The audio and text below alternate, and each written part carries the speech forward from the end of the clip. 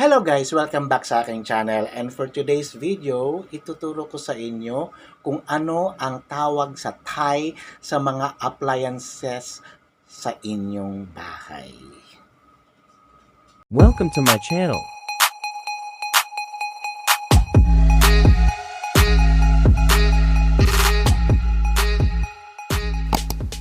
Home appliances in Thai. Number 1, tuyen. Tuyen. Ang tuyen ay refrigerator. Ref ang tuyen. Turatat TV. Yan yung television, yung TV. Turatat TV. Patlom. Patlom ay electric fan or fan. Electric fan. Patlom. Number 4 ay taurit. Taurit ay yung plancha, iron. Taurit, plancha, iron. Torasap. Torasap, ang number 5 ay telephone.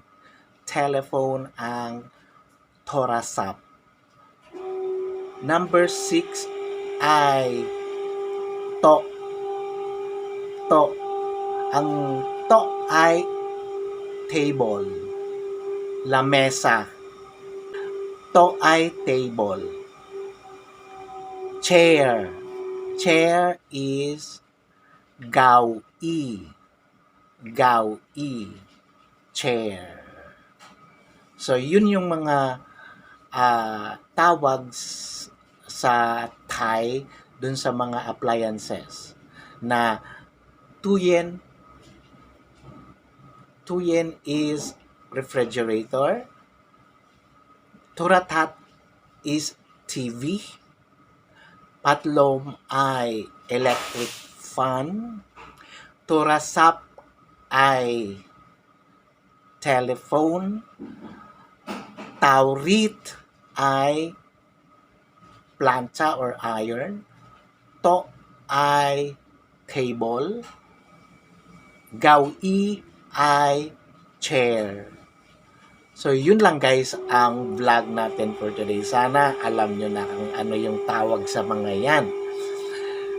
Sa mga appliances sa bahay nyo in Thai. So, kung bago ka pa lang sa aking channel, please like, share, and subscribe.